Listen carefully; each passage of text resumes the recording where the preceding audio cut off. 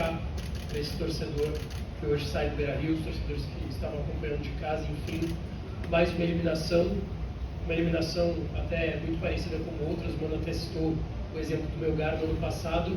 E como que você, como presidente, recebe essa eliminação em um último ano de gestão, e você sabe que isso faz diferença para esse torcedor também, que vai optar por um novo presidente no final do ano. Como que você recebe essa eliminação e o que é possível falar nesse momento? Boa noite. Em primeiro lugar, agradecer ao torcedor. Fez a sua parte, do início ao fim, jogou junto com o time, compareceu, mobilizou. Então, primeiro agradecer, e segundo, por óbvio, pedir desculpas a esse torcedor que, como nós, todos aqui, estamos indignados por não conseguirmos cumprir com aquilo que era planejado, chegar a uma final de campeonato e buscar o título. Acho que o Mano falou aqui bastante sobre o comportamento da equipe, do jogo, e nós aqui sabemos que as cobranças serão bem maiores. Esse é o Internacional, e não deveria ser e não pode ser diferente. E nós assumimos a responsabilidade enquanto gestão, enquanto presidente, de quem optou de forma muito clara por um processo de profissionalização e, nesse sentido, trabalhar para que esses profissionais todos possam achar soluções aqui dentro. É isto. Nós teremos que encontrar soluções aqui dentro. E essas soluções, elas, na nossa convicção, estão aqui dentro. Que foi aqui dentro que nós tivemos um desempenho muito melhor do que o desempenho que tivemos nesse início do ano. Não foi lá fora, foi aqui dentro. E tínhamos convicção de que o trabalho que estava sendo feito e o grupo que nós temos é suficiente para que a gente pudesse buscar esse título. Infelizmente não aconteceu. A gente tem a obrigação de conduzir essa instituição até o último dia que estivermos aqui, com muita energia de novo, com muita força, olhando para o dia de amanhã, reerguendo um grupo, como eu disse, que já mostrou potencial, e fazer com que isso volte aos trilhos que a gente acredita que são os trilhos de um jogo. Em vários momentos hoje foram demonstrados, com jogadas, inclusive a do gol importante, com a participação ainda maior, por óbvio, do nosso torcedor junto com a gente. Poderia parecer uma demasia se eu soubesse quais as consequências que serão geradas da derrota, à medida da derrota nos pênaltis, né? À medida que ela aconteceu faz pouco mais de uma hora, tem muita coisa que certamente vai acontecer. Algumas até vocês já devem ter pensado, no sorteio de Libertadores amanhã. Agora, nenhuma imagem da eliminação do Inter hoje está correndo tanto o mundo do que a de um... O senhor elogiou a torcida, acho que o senhor tem razão, que você teve 34 mil, mas tem um torcedor do Inter, com a camisa do Inter, com uma criança no colo com a camisa do Inter, que saiu da torcida do Inter, de onde é restrito aos torcedores do Inter, e foi ao campo com essa criança e agrediu um jogador adversário, tudo bem que em meio a um tumulto, mas essa pessoa fez. Qual é a providência imediata? Eu não estou me referindo ao que eu li na nota oficial do Inter, que o Inter pode, e o senhor já comentou com o jurídico, com o conselho, que tem que ser feito. É tudo na esfera interna. O Inter admite daqui a pouco entrar com uma ação jurídica criminal contra esta pessoa que estava com a camisa do Inter e com uma criança com a camisa do Inter no seu colo. Eu acho que isso é um estabelecimento que hoje, infelizmente, mais do que o Brasil está querendo do Internacional. Zé, primeiro, quando eu falei na primeira resposta, a gente está indignado, entende a indignação da torcida. Óbvio que eu não, em nenhum momento, tenho e faço algum tipo de aprovação a esse tipo de violência. O Internacional já demonstrou isso em outros momentos, sempre uma postura muito rígida em relação a isso. E não será diferente agora. Tanto do ponto de vista da identificação, do encaminhamento às autoridades públicas, para que isso tenha consequências e sirva de exemplo, neste caso, enquanto clube, para que isso jamais se repita. Essa é a postura do clube e a partir daí outros desdobramentos que possam ter vão ser avaliados por óbvio a partir da consequência, mas o clube já está trabalhando. Se já não está identificado, eu confesso que entre o vestiário e aqui não tive a informação, mas com todo o sistema que o Beira-Rio tem, com toda a forma de controle de acesso que o Beira-Rio tem, eu tenho absoluta certeza que esse e outros serão identificados e encaminhados para que tenham as suas punições devidas. Pelo segundo ano consecutivo, o Inter não chega na final de Campeonato Gaúcho, a torcida compareceu, apoiou, mas ficou faltando aquele algo a mais. Como tu avalia o trabalho técnico do Mano Menezes em 2023 e se faltou novos reforços nesta janela? Nós, vamos falar pelo Conselho de Gestão aqui, total confiança no trabalho. Acho que o Mano demonstrou já isso, tem trabalhado para isso.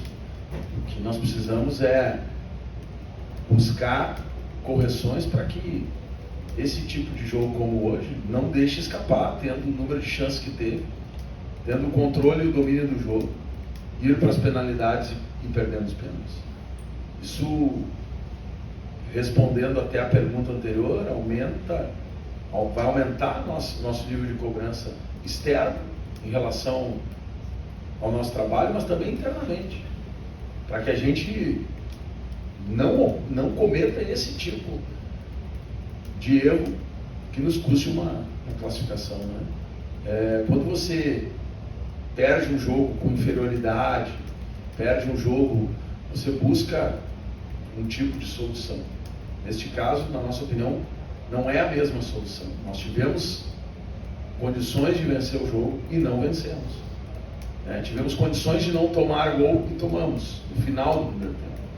Então, isso tudo, por óbvio, a partir de amanhã, tenho certeza que desde já, alguns já estão trabalhando nisso, mas nós vamos, por óbvio, cuidando do sorteio que já é amanhã da Libertadores, mas olhando para 3 competições importantes que temos pela frente e a necessidade de entrar muito forte nelas. E esse grupo já demonstrou capacidade de reverter situações difíceis. Fez isso. Então, nós precisamos retomar isso e usar como mola propulsora esse momento muito ruim, muito doído. Momento que nenhum de nós pensou ou trabalhou para que isso acontecesse. Pelo contrário. E ficam, então, daí, mais uma vez, nossa responsabilidade em relação ao trabalho e, ao mesmo tempo, a nossa também responsabilidade com o que vem pela frente. A gente precisa estar olhando para isso. E sobre o grupo, o Mano já falou isso, mas eu vou repetir. Nós, no planejamento, sempre entendemos que tínhamos um grupo com qualidade e quantidade suficiente para brigar pelo título gaúcho. Presidente, tem a Libertadores que vai ter sorteio, já começa logo adiante para o Inter e logo daqui a pouco o Campeonato Brasileiro também e a Copa do Brasil. Como fazer com que uma eliminação como essa não acabe atrapalhando a caminhada do clube nessas outras competições que vem pela frente? E também vimos cenas fortes de jogadores do Inter envolvidos na confusão dentro de campo até o final do jogo. Também é uma questão, daqui a pouco, de conversar para que pode vir alguma punição a alguns jogadores, e alguns são titulares, jogadores importantes do Inter. Conversar com os atletas para que isso não aconteça mais em outros momentos, não só pelas cenas que são lamentáveis, mas pela questão de daqui a pouco tomar uma punição e não poder estar em campo com a camisa do Internacional. Nós vamos tratar disso, né? E nada justifica briga. Acho que o Mano falou, eu repito aqui, conversamos no vestiário, né?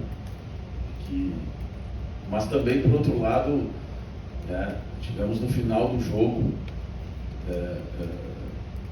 provocações que não precisavam também ter acontecido. Isso não justifica a agressão, né?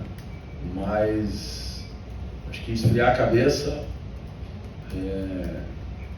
ver o que fica primeiro de consequência para que a gente possa, né, não digo coibir, mas de alguma forma reprimir isso, porque não é a conduta que a gente aprova, e tratar disso internamente para que não tenhamos aí consequências e também que a gente tenha esse cuidado, porque clube como o Internacional vai disputar coisas grandes, vai ter jogos grandes e vai ter momentos tensos. E a gente precisa ter equilíbrio também para passar por isso. Presidente, boa noite. O seu discurso e do Mano, eles valorizam o grupo, não poderia ser diferente, na ideia de que o Inter tinha um grupo suficiente para ser campeão. Mas a gente olha o fato, o Inter está fora da final pelo segundo ano seguido, e agora tem desafios maiores pela frente, né? Tem uma Libertadores, onde teremos um grupo maior, de maior qualidade do que os adversários do Campeonato Gaúcho, com a Copa do Brasil e o Brasileiro da mesma forma. O Inter ainda tem uma janela aberta de transferência. Qual vai ser a postura da direção nessa janela a partir dessa eliminação? E também um recado, né? Afinal, o Inter, num nível, acabou não chegando à final, tem coisas mais importantes para disputar. O Inter vai ao mercado, se sim, com qual apetite e o que o torcedor pode esperar nessa reta final de janela de transferências? Lucas, quando nós terminamos em segundo lugar no Campeonato Brasileiro, eu não quero trazer isso hoje, porque hoje está doído, mas a pergunta ela tem a ver com o grupo, e eu sou obrigado a trazer isso. E fizemos o maior número de pontos da história do Inter em pontos corridos. Ninguém achou que o grupo era pequeno, que o grupo era ruim, que o grupo era insuficiente. Nós trouxemos e hoje jogou, eu não vou nem falar dos que não jogaram, mas vocês viram hoje o Luiz Adriano jogando. É um acréscimo esse grupo, importante, que não tinha no ano passado. O próprio Baralhas, que vem para jogar numa posição em que, infelizmente, no final do campeonato, todos os jogos não tivemos o Gabriel, né? E eu lembro como, com a chegada do Gabriel, como que eram as opiniões sobre o Gabriel. E elas mudaram. Acho que o período de adaptação do Baralhas é importante, é um jogador que tem potencial. Portanto, teve qualificações nesse grupo de jogadores que são titulares hoje. É evidente que, olhando para frente, sabendo das dificuldades que temos, estamos trabalhando para que a gente possa trazer mais competitividade a esse grupo. E trazer mais competitividade é trazer jogadores que somem ao que a gente tem. Eu confesso que no trabalho montado dentro do departamento de futebol, com as pessoas que lá estão trabalhando diuturnamente para encontrar soluções que tenham capacidade técnica para somar e ao mesmo tempo condição financeira adequada ao clube, é uma equação bastante difícil. E a gente vai trabalhar até o último dia da janela para que a gente possa trazer algo que esteja dentro desse perfil. Fora isso, é fazer mais do mesmo. Fora isso, é fazer o que também não deu certo. Também não deu certo. O Internacional não ganha o Campeonato Gaúcho há 6 anos. O Internacional não ganha o Brasileiro há muito mais tempo. O Internacional não ganha. E como eram feitas as coisas antes? Como eram feitas as coisas antes? Era também na base da contratação, vamos encher, vamos botar, e no final do ano, metade daquelas contratações estavam sendo emprestadas. O Internacional tinha eu vou repetir aqui, isso é dado, uma folha anual de jogadores emprestados na casa de 8 a 9 milhões de reais por ano, e hoje o Internacional não chega a ter 500 mil. Isso faz muita diferença para o presente e para o futuro do clube. E é nisso que nós estamos preocupados também, em ganhar títulos, em conquistar, mas ao mesmo tempo saber que tem limites para que a gente não saia fazendo coisas de forma irresponsável. E isso é um equilíbrio, uma linha tênue muito difícil de alcançar, mas a gente está perseguindo e tentando chegar no melhor possível para que o Mano e a comissão técnica tenham adequadamente, né? Isso conjugado também com aquilo que também é um pedido do torcedor, de vocês, que é o aproveitamento também dos jovens, que é não frear com que os jovens possam amadurecer nas dificuldades, amadurecer nos momentos difíceis, poder ganhar o seu espaço, poder conquistar, né? Tauan Lara hoje iniciando um jogo, né? O Matheus iniciando o jogo anterior. Então esse é um trabalho de um clube que olha para o presente, que sabe das suas dificuldades, mas que também tenta construir alternativas aí para o futuro. Presidente, nesta equação que o senhor falou, né, de tentar achar um time competitivo, um time de qualidade, tem o torcedor. Mais de 39 mil pessoas vieram hoje. O Mano Menezes teve uma fala aqui na coletiva, que ele disse que deveriam ter ações mais parecidas com a que aconteceu hoje. Como remobilizar o torcedor? Porque o torcedor, quando precisa, ele vem. Ele se chamou, ele está sempre aí. Hoje foram mais de 39. Como vamos remobilizar o torcedor daqui para frente? O torcedor do Inter, ele sempre esteve nos momentos mais difíceis, ele sempre esteve ao lado do clube. O que nós precisamos é criar essa sinergia dentro de campo também, voltarmos a ter exibições como tivemos, repito, o ano passado, para que essa sinergia aconteça e o torcedor confie na equipe, a equipe sinta a confiança do torcedor e retribua. Esse é um processo que se retroalimenta. Nós vamos ter que recomeçar isso de novo. E recomeçar rápido, porque já iniciamos uma Libertadores e já teremos uma Copa do Brasil e uma Libertadores com um jogo fora, mas depois são 3 partidas em casa e 3 fora, ou seja, muito importante os jogos em casa, e ao mesmo tempo uma Copa do Brasil que a gente, né, sabe que são 2 jogos e com sorteio ainda a ser feito pelo Mando, portanto não temos muito tempo para buscar de novo essa sinergia. E eu nesse momento respeito muito a dor do torcedor e vou continuar respeitando, mas logo ali na frente nós vamos ter que pedir para o torcedor estar junto de novo com a gente, criando essa sinergia e podendo entregar a ele também resultados melhores, porque eles merecem resultados melhores. Presidente, a gente sabe que o Internacional não tem dinheiro, está explícito. O Internacional pode buscar na base. Tem algo na base que realmente possa acrescentar no grupo? Hoje o senhor fala, o técnico já falou que precisa amadurecer os jovens. O jovem quando chega qualidade, o Pato não precisou amadurecer, o Neymar não precisou amadurecer, chegou e jogou. O Inter tem alguma joia na base que possa chegar e suprir a expectativa? Porque no gauchão, muitas vezes, o recurso do Mano no segundo tempo era frisada, que pouco entregou. Jair, falasse 2 nomes que são exceções. Então, isso é tratado como exceção, né? E esses 2 que tu citasse, um foi antes, o outro foi em 2006. Então, veja quanto tempo passou, né? Eu acho que a gente tem bastante jovem no plantel. Eu não quero aqui esquecer de citar nenhum deles, mas se a assessoria me ajudar aqui, eu vou falar o Felipe, o Tauan Lara, o Luca, o Matheus Dias, que eu estou indo por posição, eles já foram lá do centroavante.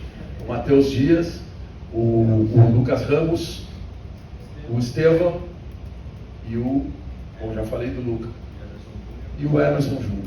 Então, esses estão no processo mais avançado, os demais ainda estão um processo de maturação na base, e na medida em que tem acontecido isso, semanalmente, nós temos vários desses jovens treinando como profissional, acompanhamento inclusive do Mano, observações, inclusive de atletas que talvez nem estejam maturados suficientemente, mas que já têm um olhar pelas necessidades do grupo, de talvez até acelerar algum processo, mas isso vai ser feito paralelo e não com a responsabilidade de colocar um menino desses para fazer, para ser solução, e sim para que ele possa crescer junto e daqui a pouco sim ser uma solução.